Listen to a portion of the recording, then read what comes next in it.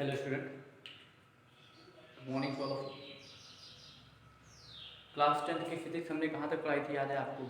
हमने बता दिया था कार्टेशियन प्लेन में, मतलब जो आपका मिरर है, दर्पण है, उसमें इमेज का क्या कन्वेक्शन होता है ना। कैसे इमेज के जो साइन होता है उसमें इमेज में कौन सा पॉजिटिव लेना है, कौन सा नेगेटिव लेना है ना। चिन्ह, जिसको कहते हैं चिन्ह पर पार्टी हमने बता दिया था। उसके बाद आज स्टार्ट करेंगे, आज से न्यूमेरिकल स्टार्ट हुआ है ना। और न्यूमेरिकल आपको बहुत अच्छे से लगाना है। अगर आपने प्रीवियस क्लास पढ़ी होगी लगातार अच्छे से, तो आपको न्यूमेरिकल में कोई प्रॉब्लम नहीं होगी। जितनी कंडीशंस हमने बताई हैं, जितना कॉन्सेप्ट हमने बताया है, अगर आपको वो आता होगा तो न्यूमेरिकल में आपको थोड़ा सा भी प्रॉब्लम नहीं होगी, है ना। न्यूमेरिकल एक्चुअली फिजिक्स का डिपेंड करता है पूरा कैलकुलेशन पे। अगर कैलकुलेशन आपको आता, और दूसरा चीज़ कॉन्सेप्ट पे आता, अगर आप फिजिक्स का कॉन्सेप्ट क्लियर है आपको, तो समझ लो न्यूमेरिकल बहुत ईजी वे से हो जाएगा, है ना। ठीक है, स्टार्ट करते हैं। देखिए, एक हमने बताया था मिरर फार्मूला होता है।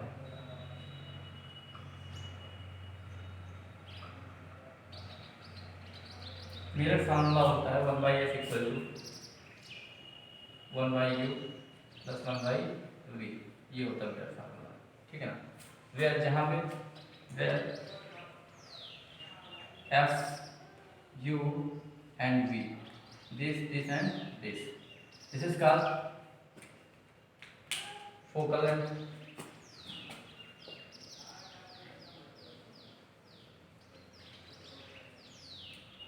and this is distance of object,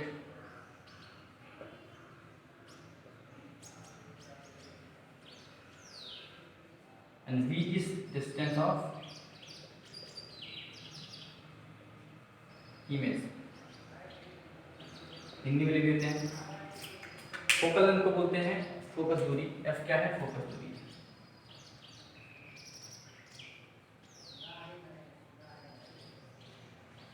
u है वस्तु की दूरी।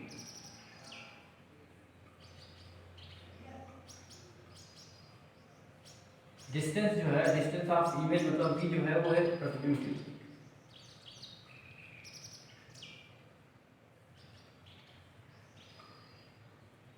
देखिए एक चीज समझिए, मैंने लिखा फोकस दूरी, कहाँ से अंडरस्टूड है, कहाँ से होगा? पोल से होगा। वस्तु की दूरी कहाँ से? पोल से, ध्रुव से। प्रतिबिंब की दूरी पोल से, है ना, ध्रुव से। क्यों? क्योंकि हमने बताया था कि फिजिक्स में अगर आप लाइट पढ़ रहे हैं, है ना, तो सारी डिस्टेंस जो है वो मेजर करी जाती है कहाँ से? पोल से मेजर करी जाती है। सारी जितनी भी डिस्टेंसेस हैं वो कहाँ से मेजर करी जाएंगी? जितनी भी दूरियां हैं, चाहे वस्तु की दूरी हो, चाहे प्रतिबिंब की दूरी हो, चाहे फोकस दूरी हो, वो हमेशा कहाँ से मेजर करी जाएंगी? पोल से। समझ लो, पोल से मेजर करेंगे तभी उसमें हम क्या पॉजिटिव नेगेटिव का जो साइन कन्वेक्शन है वो लगा सकते हैं, अदरवाइज हम लगा नहीं सकते, है ना। देखिए, ये तो फॉर्मूला है आपका। अब इसी के साथ आपको पुरानी बातें याद रखनी, क्वेश्चन लगाते वक्त कि किसमें फोकस दूरी नेगेटिव होती है और किसमें पॉजिटिव होती है ना। किसमें फोकस दूरी नेगेटिव होती है, अगर आपने पढ़ा होगा, याद करिए। पढ़ा है आपने? याद है आपको? फोकस दूरी किसमें नेगेटिव होती है? फोकस दूरी होती है कॉन्केव मिरर में नेगेटिव। नेगेटिव हो सकती है और ये पॉजिटिव हो सकती है। नेगेटिव हो सकती है, पॉजिटिव हो सकती है। याद करिए। हम एक याद करने का तरीका भी बता सकते हैं कि कैसे याद करिएगा कि पॉजिटिव होगी। देखिए कॉन्वेक्स, इधर देखिए, ध्यान समझिए।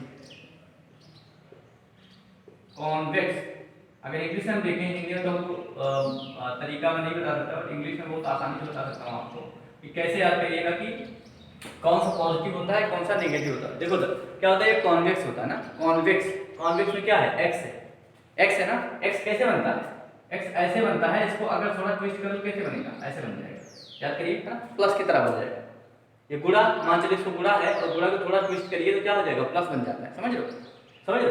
तो जो ये किसमें होगा? पॉजिटिव किसमें होगा? कॉन्वेक्स में होगा। किसमें? कॉन्वेक्स में। किसमें होगा? कॉन्वेक्स में। जब कॉन्वेक्स में पॉजिटिव हो गया तो कॉन्केव में नेगेटिव होगा। कॉन्केव में क्या होगा? नेगेटिव होगा। और कॉन्केव को आप जानते हो किसको बोलते हैं? अवतल दर्पण। क्या बोलते हैं? अवतल दर्पण। इसको बोलते हैं उत्तल दर्पण। याद करने का तरीका है, याद कर लीजिए। फिर इससे पहले मैंने बताया था कि एक चीज बताओ जरा, बता ही देता हूं इसी के साथ। हमने कहा था कि डाइवर्जेंट मिरर कौन होता है, कन्वर्जेंट मिरर कौन होता है?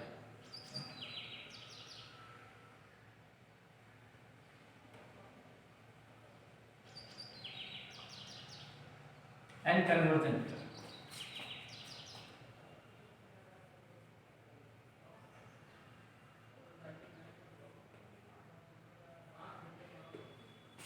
कौन होता है? हिंदी में भी लिख देते हैं, हिंदी होती है डाइवर्जन की होती है कन्वर्जन, अभिसारी, है ना, अभिसारी। क्या बोलते हैं इसको? अभिसारी। इसको बोलते हैं अपसारी। क्या बोलते हैं? डाइवर्जन को अपसारी। देखिए अपसारी का मतलब क्या होता है? अपसारी का मतलब होता है एक पॉइंट से निकले, समझिए, अपसारी का मतलब होता है एक पॉइंट से निकले दूर तक जाते हुए प्रतीत हो। क्या जाती हुई? दूर तक जाती। अभिसारी कई भिन्न भिन्न पॉइंट से आती हुई लेकिन एक पॉइंट पे एकत्रित होती हुई, है ना। ये होता है डाइवर्जन और कन्वर्जन में। तो देखो डाइवर्जन का मतलब होता है दूर तक जाना, फैलना। एक चीज देखो, अगर हम कॉन्वेव और कॉन्वेक्स लिखें तो कॉन्वेक्स में क्या होता है? एक्स होता है। क्या होता है? एक्स होता है ना। आप समझो इसको, ये इधर से निकल रहा है, ऐसे जा रहा है, ऐसे जा रहा है, ऐसे जा रहा है, ऐसे जा रहा है, तो इसमें क्या हो रहा है? बोलो, कन्वर्जन हो रहा है कि डाइवर्जन हो रहा है? क्या हो रहा है? बोलो, ये हो रहा है डाइवर्जन हो रहा है। क्या हो रहा है इसमें? डाइवर्जन हो रहा है।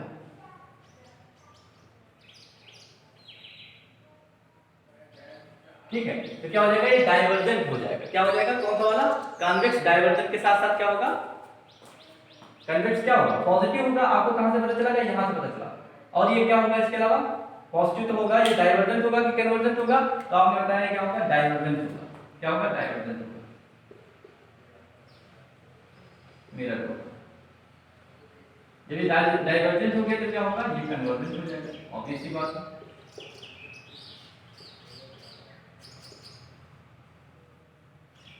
ठीक है, याद करने का तरीका पूछ लेता है ना।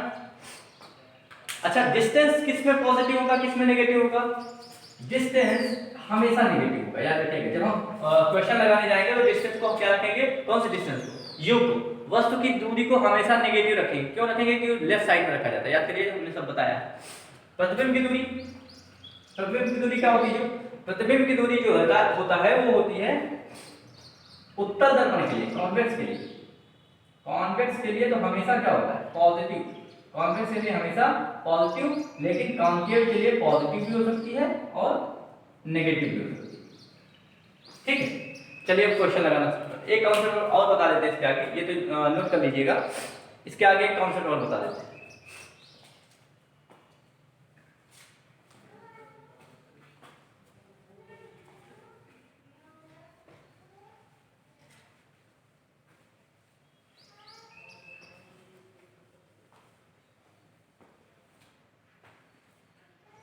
मैग्निफिकेशन। क्या बोलेंगे? मैग्निफिकेशन।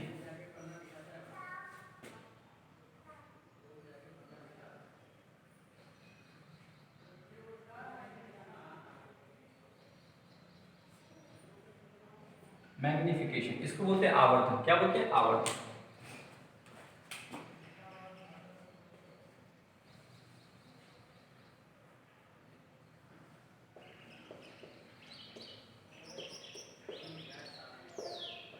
आवर्धन बोलते, समझिए आवर्धन क्या? आवर्धन बोलते हैं मैग्निफिकेशन। आवर्धन का मतलब होता है, आपने सुना होगा, जब आपके पास होता है, जब जो क्या लीजिए आप, बॉक्स लीजिए, है ना। जो आपका बॉक्स होता है ना, खरीदते हैं तो उसमें एक होता है लेंस टाइप में होता है, उसको आप क्या बोलते हैं? ये बोलते हैं मैग्नीफाइंग लेंस है, होता है ना, ऐसे ऐसे टाइप में होता है, ऐसे देखते हैं अपन, मैग्नीफाइंग लेंस। मैग्नीफाइंग का मतलब होता है या तो किसी चीज को बड़ा करके दिखाए या तो किसी चीज को छोटा करके दिखाए। जरूरी नहीं कि बड़े करके दिखाओ, है ना, जरूरी नहीं कि बड़े करके दिखाए। देखो मैग्निफिकेशन को रिप्रेजेंट करते हैं किससे? एम से। किससे रिप्रेजेंट करते हैं? एम से। यहां होता है प्रतिबिंब की लंबाई, प्रतिबिंब की लंबाई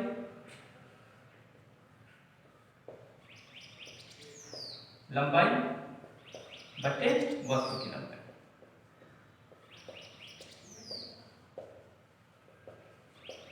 ठीक है, प्रतिबिंब की लंबाई को किससे रिप्रेजेंट किया जाता है? उसको रिप्रेजेंट किया जाता है आई से, आई फॉर इमेज। प्रतिबिंब की लंबाई, वस्तु की लंबाई को किससे रिप्रेजेंट किया जाता है? ओ से।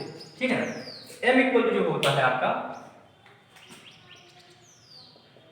आई बाई ओ, या अगर हम इसको डिस्टेंस के फॉर्म में लिखना चाहें, इसके फॉर्म में, डिस्टेंस के फॉर्म में, तो लिख सकते हैं, क्या लिख सकते हैं? दूसरा इधर लिख सकते हैं एम इक्वल टू माइनस प्रतिबिंब की दूरी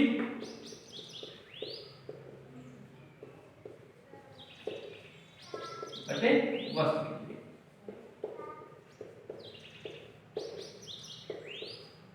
इसको क्या लिखेंगे, बोलिए। लिखेंगे प्रतिबिंब की दूरी को v लिखा जाता है, वस्तु की दूरी को u से लिखा जाता है। तो m इक्वल टू क्या हो जाएगा, माइनस v बाई यू। आप देखिएगा अगर इक्वेशन फर्स्ट और सेकंड को हम इक्वल करें, फर्स्ट और सेकंड के अगर इक्वल करें तो आप कहिएगा m इक्वल टू क्या लिखा जा सकता है, m इक्वल टू लिखा जा सकता है m equal to i by o या तो minus v by you, minus you by. अच्छा, अगर हम इसका क्वेश्चन सॉल्व करने जाएंगे तो क्या होगा, क्वेश्चन कैसे सॉल्व करेंगे, सारी साइन आपको साइन कन्वेक्शन के हिसाब से लिखना है, ठीक है ना। अगर इमेज ऊपर बना, देखो अगर इमेज ऊपर बना तो क्या पॉजिटिव, इमेज नीचे बना नीचे तरफ तो नेगेटिव, ठीक है। वस्तु की दूरी और प्रतिबिंब की दूरी, इसको बारे में मैंने बता ही दिया था, कॉन्वेक्स में क्या होगा, कॉन्वेक्स में क्या होगा, ये सारी चीजें बता दी है ना।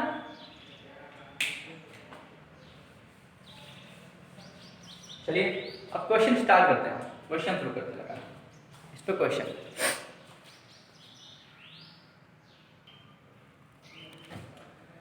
देखिए क्वेश्चन लिखा है, क्वेश्चन कैसे सॉल्व करते हैं आज हम देखेंगे, क्वेश्चन सॉल्व कैसे करते हैं, ध्यान समझिएगा।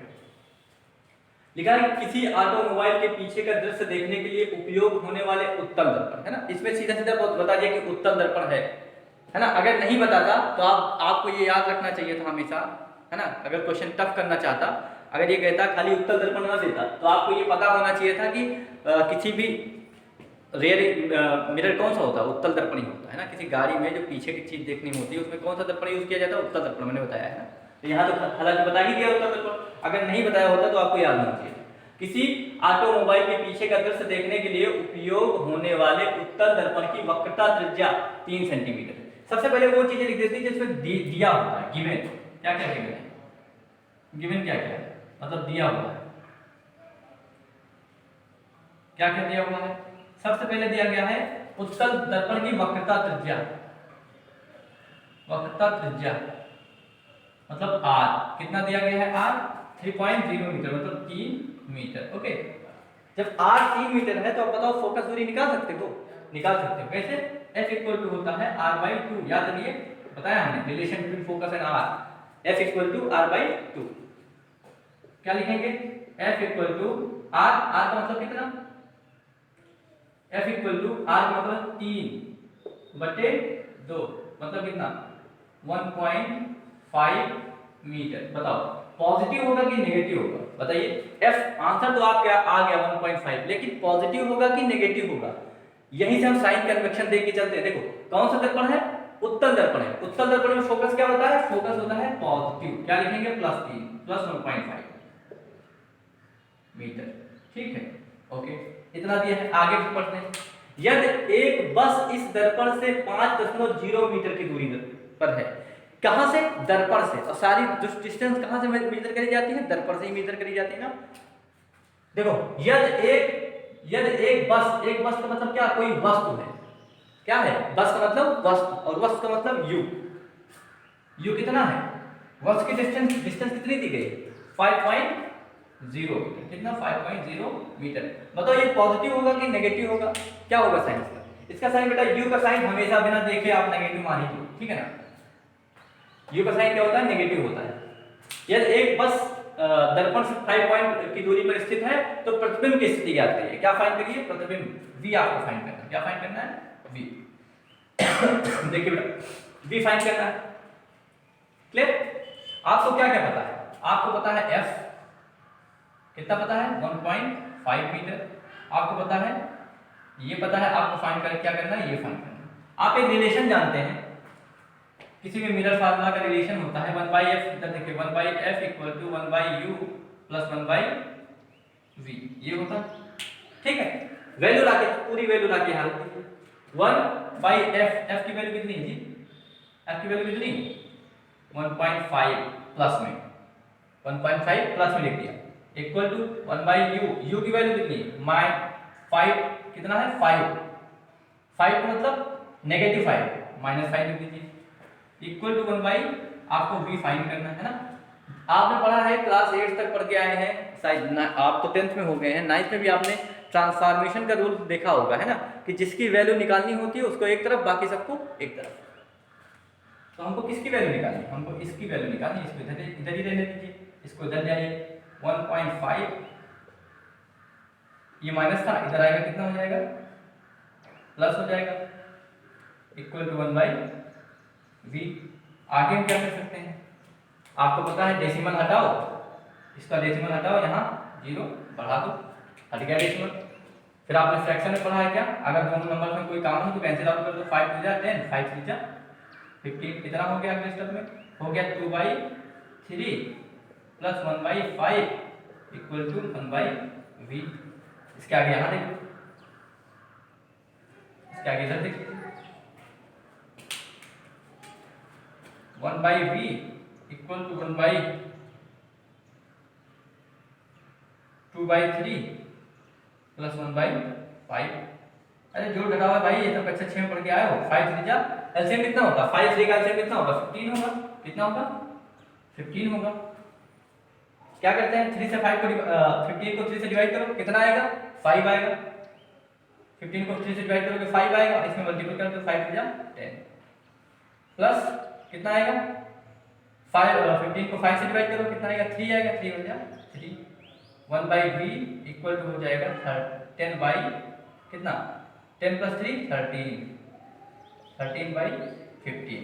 मतलब v इक्वल टू कितना हो गया, 15/30, 15/30। इसका मतलब कितना हो गया, क्या आप डिवाइड करके देख लो मीटर, इसको डिवाइड करके देखो, कहीं डिवाइड करके देखो, यहाँ मैं डिवाइड करके दिखाता हूँ आपको, क्या दिखाना चाहता हूँ ये भी देखिए।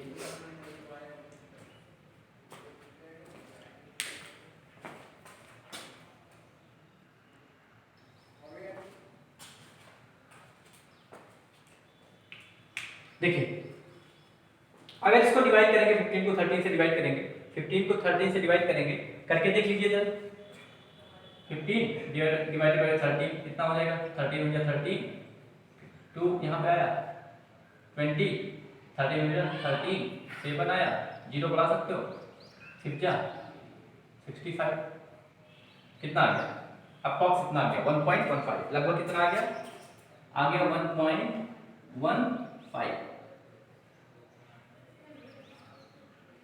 1.15 मीटर, 1.15 मीटर। बी आ गया, क्या आ गया, 1.15 मीटर। अब इससे आपको पता क्या चलता है, स्थिति क्या पता चलती है, बताइए क्या स्थिति पता चलती है। आप देखिए फोकस कितना था, 1.5 था, कितना था फोकस, 1.5 है ना, और आपका इमेज का डिस्टेंस कितना आया है, 1.15 आया। मतलब क्या कि इससे फोकस से कम आया कि नहीं आया, आया ना कम, फोकस से कम आया ना। अरे भाई आप कंपेयर करिएगा 1.5 को 1.15 से, तो क्या आपको पता चलेगा कि 1.5 ज्यादा है, 1.15 कम है। मतलब क्या, मतलब ये इसकी स्थिति क्या होगी, कहाँ होगी, इसकी स्थिति होगी पोल मतलब दर्पण और फोकस दूरी के बीच में, मतलब फोकस और दर्पण के बीच में कितनी दूरी पे, 1.15 मीटर की दूरी पे, ठीक है ना।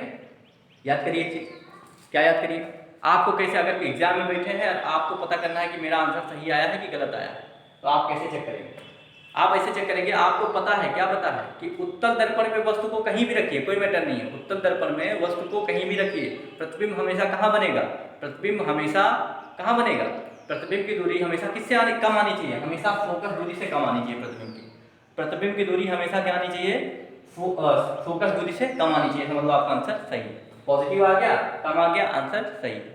क्लियर। तो स्थिति क्या हो गई, पोजीशन क्या हो गई, क्या हो गई पोजीशन, पोजीशन हो गई मुख्य अक्ष और सॉरी मुख्य अक्ष नहीं, क्या बोलते हैं उसको, पोल मतलब ध्रुव, ध्रुव और किसके बीच में, फोकस के बीच में स्थिति हो गई। पॉजिटिव आया है, पॉजिटिव आया है ना, हमने बताया था पॉजिटिव आने का मतलब क्या होता है बेटा, याद करिए, हमने बताया था अगर आभासी होगा तो वो पॉजिटिव होगा, धनात्मक होगा, याद करिए, अगर आभासी होगा तो वो धनात्मक होगा, या अगर धनात्मक है तो क्या होगा, आभासी होगा। बताओ क्या साइन क्या है इसके सामने, इसके सामने पॉजिटिव आया ना, इसका मतलब आभासी, क्या मतलब इसका, आभासी है, आभासी को इंग्लिश में बोलते हैं वर्चुअल, क्या बोलते हैं, वर्चुअल, आभासी, ठीक है। तो क्वेश्चन क्या आंसर हो गया, कितनी दूरी पर ये आपको पता चल गया, दूरी कितना, कितनी दूरी, इतनी दूरी पे। प्रतिबिंब की स्थिति प्रकृति क्या है, प्रकृति क्या है जी, प्रकृति हो गया आभासी, साइज आपको पता करना है। अरे प्रतिबिंब की दूरी आपने और स्थिति पता कर दी ना, स्थिति कहाँ है जी, आपको पता चल गया फोकस और पोल के बीच में, ये भी पता चल गया। अब आपको क्या पता करना है, साइज पता करना है। क्या पता करना है, साइज। साइज का मतलब आपको मैग्निफिकेशन जो है मैग्निफिकेशन पता करना है ना, मैग्निफिकेशन। मैग्निफिकेशन के लिए मैंने बताया फार्मूला आपको, साइज m इक्वल टू होता है I/O equal to minus V/U होता है। क्या होता है, यही होता है ना। हमको क्या निकालना है, m निकालना है। हमको क्या I पता है, नहीं पता है, O पता है, नहीं पता है भाई, हमको पता क्या है, V पता है और U पता है। तो m इक्वल टू लिख लेंगे माइनस V/U, इसको एलिमिनेट कर देंगे, इसको कोई मतलब नहीं है। क्यों मतलब नहीं है, क्योंकि हमको इसकी वैल्यू पता ही नहीं है। इसके चाहे इसको इसके बराबर लिखो, चाहे इसको इसके बराबर लिखो, भाई इसके बराबर मैं लिखूंगा नहीं, क्यों, क्योंकि इसकी वैल्यू पता नहीं हमको, इससे हमारा आंसर आएगा नहीं। हम इसको इसके बराबर लिखेंगे, लिख लिया, ठीक है। सॉल्व करो इसको, m equal to minus v कितना है जी, v देखिए 1.15 बाई u कितना, u कितना देखिए यहाँ u दिया है 5.0। एक चीज बताइए आप, एक चीज हमको बताइए, क्या ये 5.0 लिखना सही होगा आपके, नहीं, क्यों, क्योंकि u है, इसमें साइन का ध्यान हमेशा देना है, u हमेशा नेगेटिव होता है, u हमेशा क्या होता है बेटा, नेगेटिव होता है। अगले स्टेप में देखो, माइनस माइनस क्या हो जाएगा, कैंसिल आउट हो जाएगा, बचेगा प्लस 1.15 बाई 5.0, ठीक है। अब आप तो मुझे लगता है दशमलव का गुणा भाग जानते ही होंगे, दशमलव का गुणा भाग आपको पता ही होगा। अगर आप इसको सॉल्व करोगे तो कितना आएगा, इसका आंसर आएगा 0.23, साल करके देख लीजिएगा। अब इसकी कोई यूनिट नहीं होगी, इसकी मैग्निफिकेशन की कोई यूनिट होती नहीं है। कितना होगा, इसका मतलब हुआ कि प्रतिबिंब आपका कितना गुना बनेगा, वस्तु की लंबाई का इतने गुना बनेगा, 0.23 गुना बनेगा, ठीक है, क्लियर। इसका मीटर ये फोकस दूरी थी, इसलिए क्या हुआ, इसका यूनिट आई, ये मैग्निफिकेशन है, इसका कोई यूनिट नहीं होगा, ठीक है, समझ में आया, ओके।